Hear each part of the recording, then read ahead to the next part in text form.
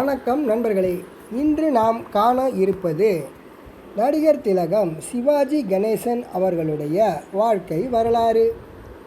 சென்னையில் நடந்த சுயமரியாதை மாநாட்டில் பெரியார் தலைமையில் பேரறிஞர் அண்ணா எழுதிய சிவாஜி கண்ட இந்து சாம்ராஜ்யம் நாடகத்தில் நடித்தபோதுதான் சிவாஜி கணேசன் என்ற பட்டத்தை பெரியார் அவருக்கு வழங்கினார்.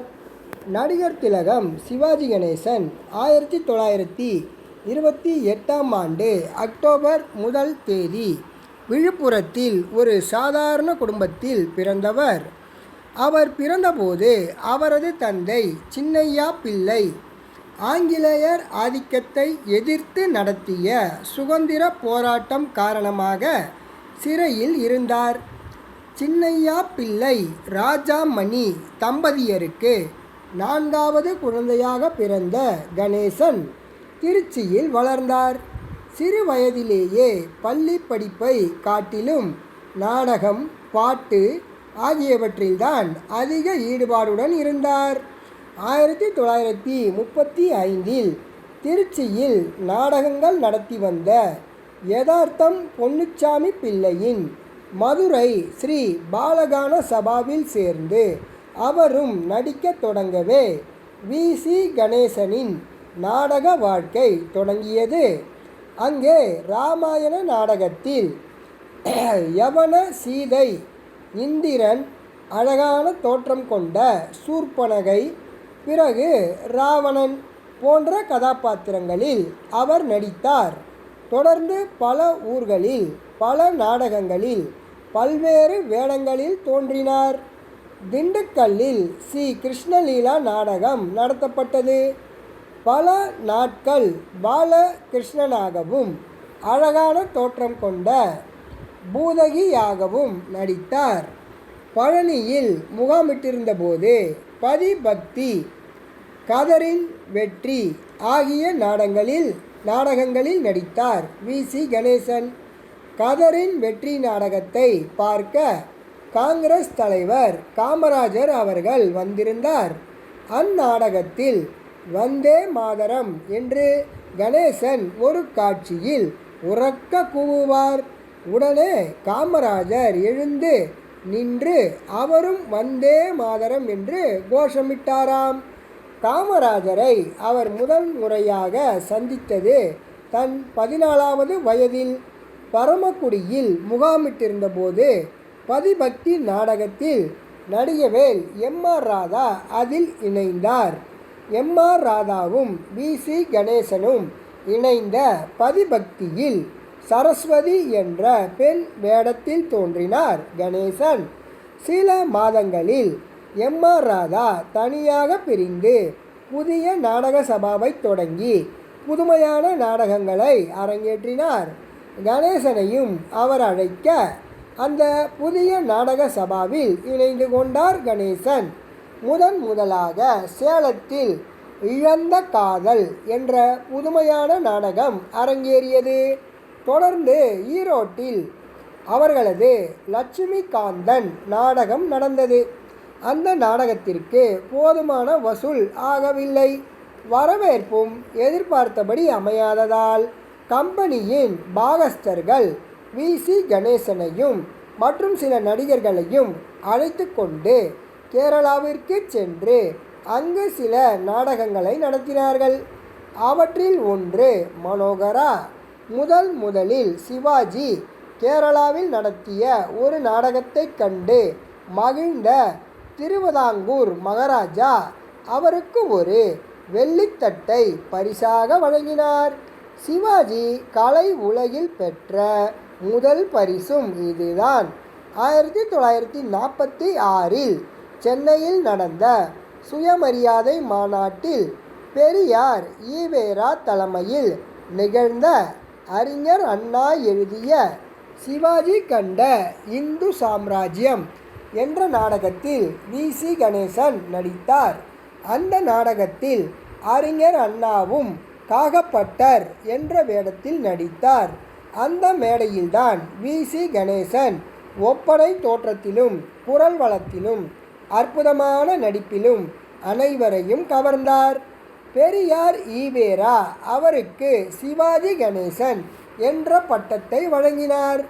அதை அடுத்து சிவாஜி கணேசன் கலைவாணர் NS கிருஷ்ணனின் நாடக மன்றத்திலும் பிறகு KR ராமசாமியின் கிருஷ்ண நாடக சபாவிலும் தொடர்ந்து நடித்து வந்தார்.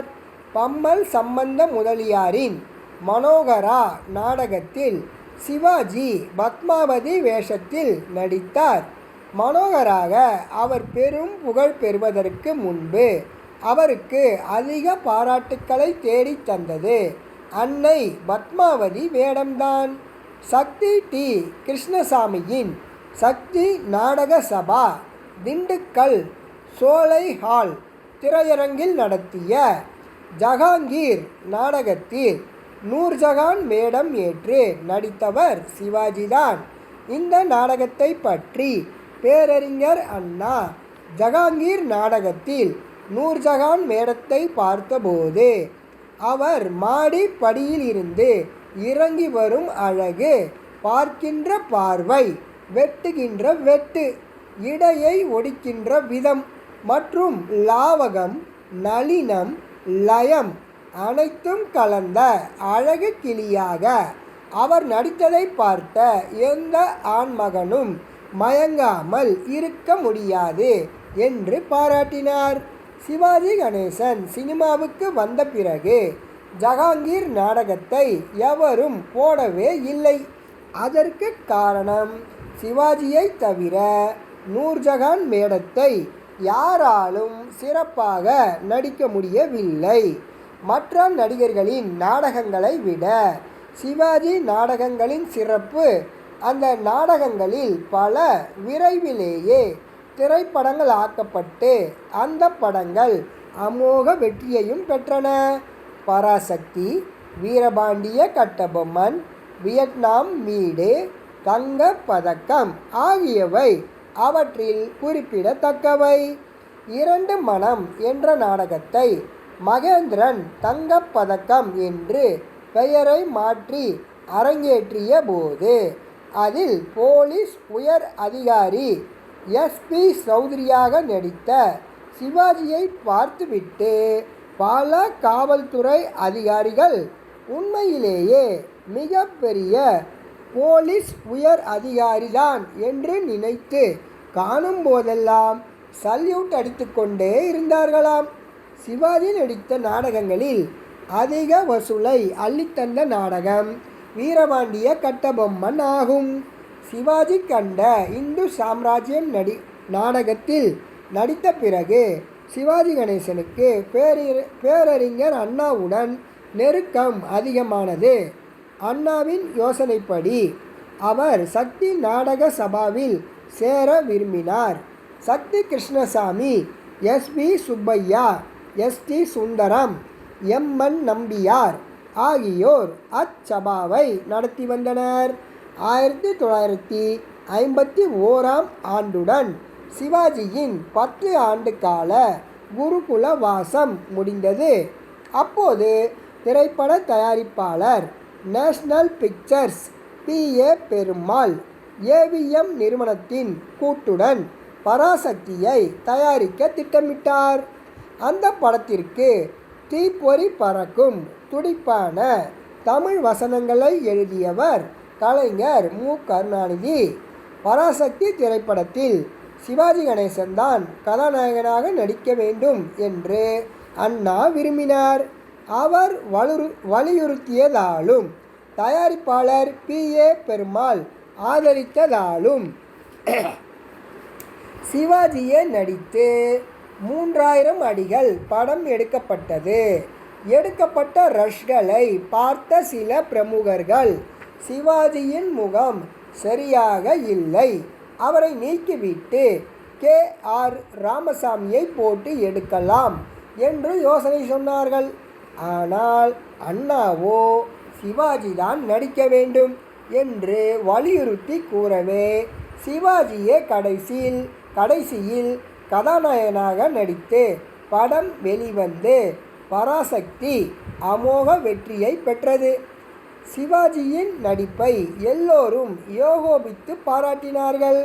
கலைஞரின் வசனங்கள் வரலாறு படைத்தன.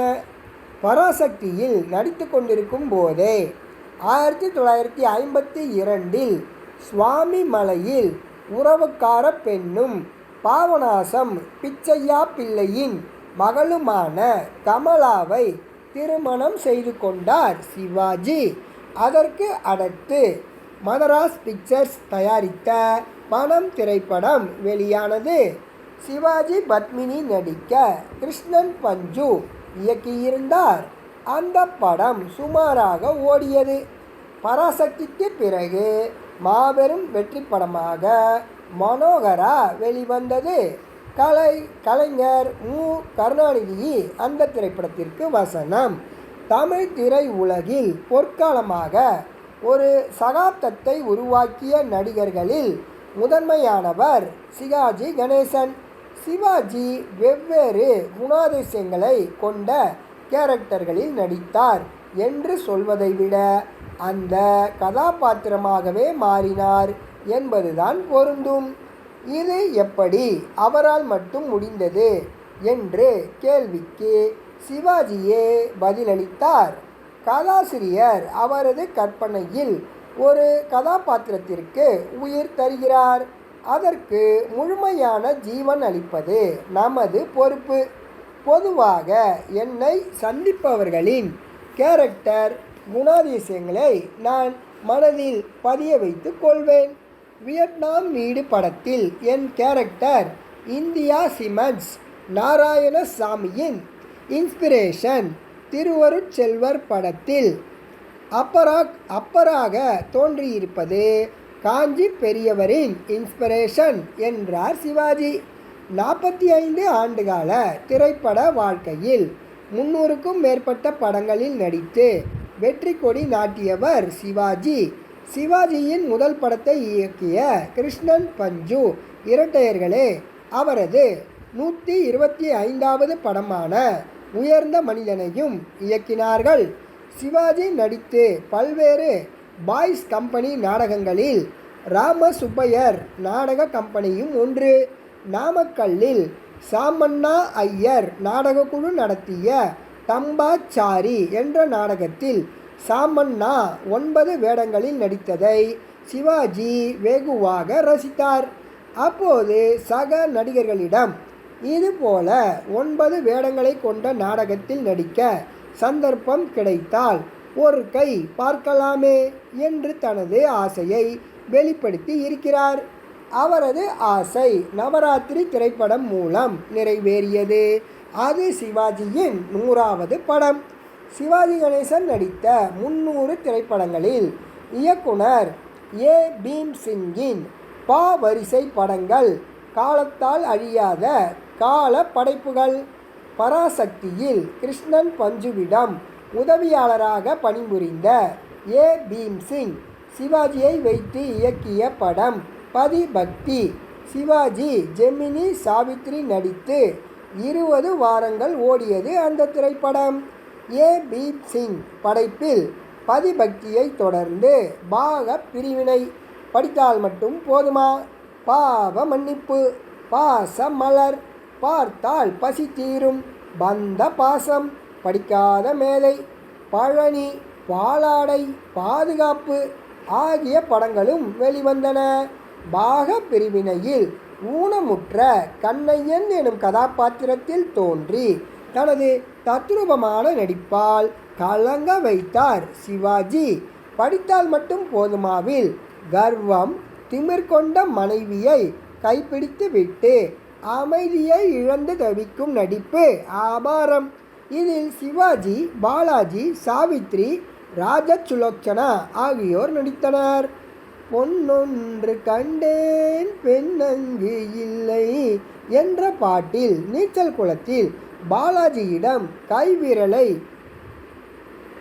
சுட்டிக்காட்டி பாடுவது இதயத்தில் ஆழமாக பதிந்த காட்சி. பாவம் மன்னிப்பு படத்தில் முஸ்லிம் இளைஞன் வேடம் கிறிஸ்தவ பெண்ணாக நடித்த தேவிகாவிற்கு இது முதல் படம். இந்த படத்தின் போது தேவிகாவிற்கு எப்படி நடிக்க வேண்டும் என்று சிவாஜி சொல்லிக் கொடுத்தார். பாசமலர் தமிழ் சினிமா சரித்திரத்தில் சிறந்த அண்ணன் தங்கை பாசத்தை மையமாக கொண்ட திரைப்படம் என்று பாராட்டை பெற்ற படம். இந்த திரைப்படம் 25 வாரங்கள் ஓடியது. சிவாஜி பீம்சிங் கூட்டணி பற்றி குறிப்பிடும் போது 1956இல் நிகழ்ந்த முக்கியமான பல பெரிய திருப்பங்களை தோற்றுவித்த ஒரு சம்பவத்தை சொல்லாமல் இருக்க முடியாது. அதுவரை கோவில்களுக்கே போகாமல் நாத்திகராகவே இருந்து வந்த சிவாஜி கணேசன் திருப்பதிக்கு சென்று வெங்கடாஜலபதியை தரிசித்து ஆத்திகராக மாறியதே அது. ராஜா ராணி என்ற திரைப்படத்தில் சிவாஜி அவர்கள் நடித்து கொண்டிருந்தார். அப்போது பீம்சிங்கின் சகோதரர் திருப்பதியில் வசித்து வந்தார். ஒரு நாள் பீம்சிங் சிவாஜியிடம், நான் திருப்பதிக்கு சென்று வெங்கடாஜலபதியை தரிசனம் பண்ணிவிட்டு வரலாம் என்று இருக்கிறேன். என் சகோதரருக்கு நான் திருப்பதி வருவதாக சொல்லி சுவாமி தரிசனத்திற்கு ஏற்பாடு செய்ய சொல்லியிருக்கிறேன் என்றார். அதை கேட்ட சிவாஜி, திருப்பதிக்கு நானும் வருகிறேன் என்று கூறியதும் பீம்சிங் அதிர்ச்சியடைந்தார். சிவாஜி அப்போது கிருஷ்ணா பிக்சர்ஸின் காவேரி திரைப்படத்திலும் நடித்து கொண்டிருந்தார். சிவாஜி திருப்பதி செல்ல இருக்கிறார் என்பதை அறிந்து கொண்ட கிருஷ்ணா பிக்சர்ஸ் அதிபர் லேனா செட்டியார் சென்னையில் இருந்து திருப்பதி சென்று வருவதற்கு ஒரு செவர்லட் காரை அனுப்பி வைத்தார். அந்த காரில் பீம்சிங், சிவாஜி, ஒளிப்பதிவாளர் மாருதி ராவ் ஆகிய மூவரும் திருப்பதி புறப்பட்டனர். வழியில் பயங்கரமான மழை, கடும் வெள்ளம். சென்னைக்கு திரும்பிடலாமா என்று கேட்டார் பீம்சிங். நோ, திருப்பதிக்கு போயே ஆகணும். ஏழுமலையானை தரிசிக்காமல் திரும்பக்கூடாது என்று உறுதியுடன் திருப்பதிக்கு சென்று வெங்கடாஜலபதியை வழிபட்டு திரும்பினார் சிவாஜி கணேசன். இந்த வீடியோ உங்களுக்கு பிடிச்சிருந்தா லைக் பண்ணுங்கள், ஷேர் பண்ணுங்கள், கமெண்ட் பண்ணுங்கள். மறக்காமல் சப்ஸ்கிரைப் பண்ணுங்கள் நண்பர்களே. அடுத்த வீடியோவில் சந்திப்போம். நன்றி.